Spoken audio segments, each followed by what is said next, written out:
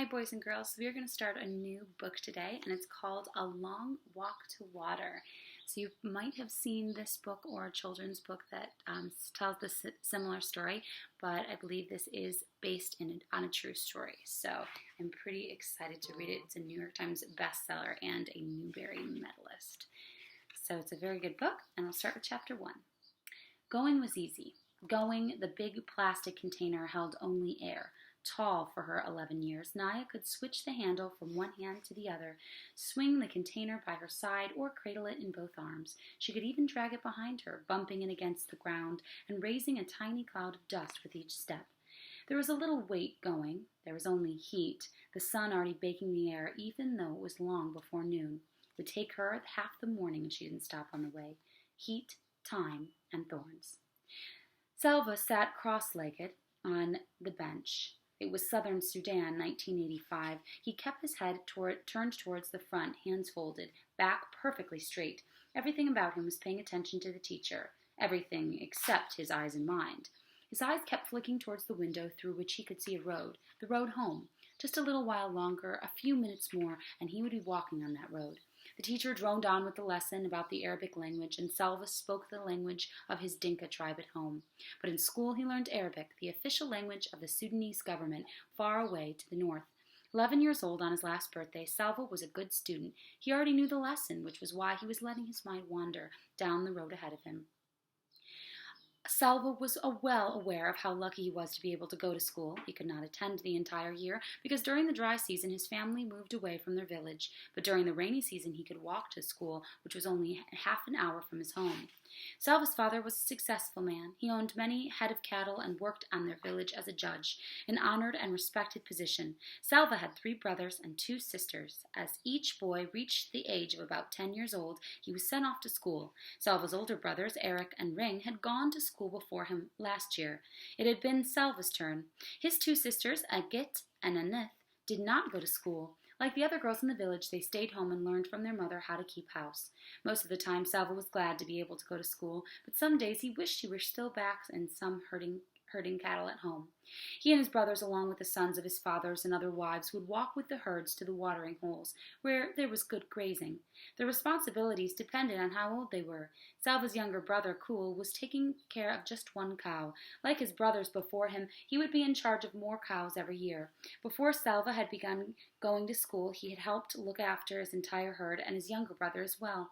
The boys had to keep an eye on the cows, but the cows did not really need that much. That left plenty of time to play. Selva and the other boys made cows out of clay, and the more cows you made, the richer you were, but they had to be fine, healthy animals. It took time to make a lump of clay look like a good cow. The boys would challenge each other to see who could make the most and best cows. Other times they would practice with their bows and arrows, shooting at small animals or birds. They weren't very good this year, but once in a while they got lucky. Those were the best days, when one of them managed to kill a ground squirrel or rabbit, a guinea hen or a grouse. Boys aimlessly played and halted, and there was suddenly a lot of work to do. Some of them gathered wood to build a fire, and others helped clean and dress the animal.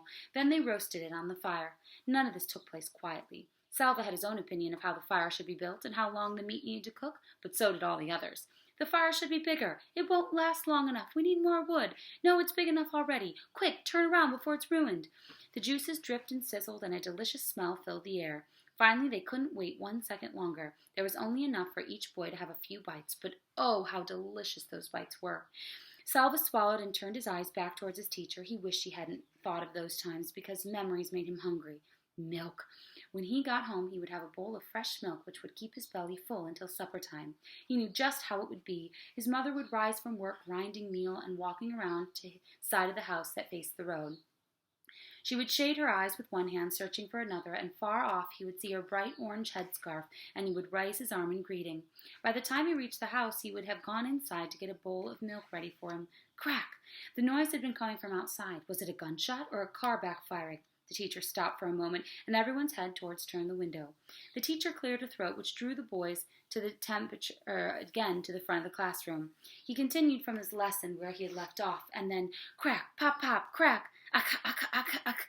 Gunfire! Everybody down! The teacher shouted. Some of the boys moved at once, ducking their heads and hunching over, and others sat frozen with their mouths open and eyes wide.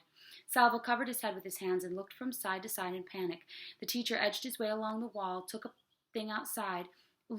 look outside, and the gunfire had stopped, but now people were shouting and running.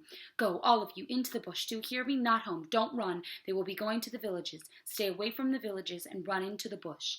He went to the door and looked out again. "All of you, go!" The war had started 2 years earlier, and Salva did not understand much about it, but he knew that rebels from the southern part of Sudan, where he and his family lived, were fighting against the government, which was based in the north. Most people who lived in the north were Muslim, and the government wanted all of Sudan to become a Muslim country, a place where the beliefs of Islam were followed. But the people in the south were different religions and did not want to be forced to practice Islam. They began fighting for independence from the north. The fighting was scattered all around southern Sudan, and now the war had come where Salva lived. The boys scrambled to their feet, and some of them were crying. The teacher began hurrying the students out the door. Salva was near the end of the line and felt his heart beating so hard that his pulse pounded in his throat and ears. He shouted, "I need to go home. I must go home," but the words were blocked by a wild thumping in his throat. When he got to the door, he looked out. Everyone was running, men, children, women carrying babies. The air was full of dust that had been kicked up by all of those running feet. Some of the men were shouting and waving guns, and Salva saw this all with one glance. He was running too, running as hard as he could into the bush and away from home.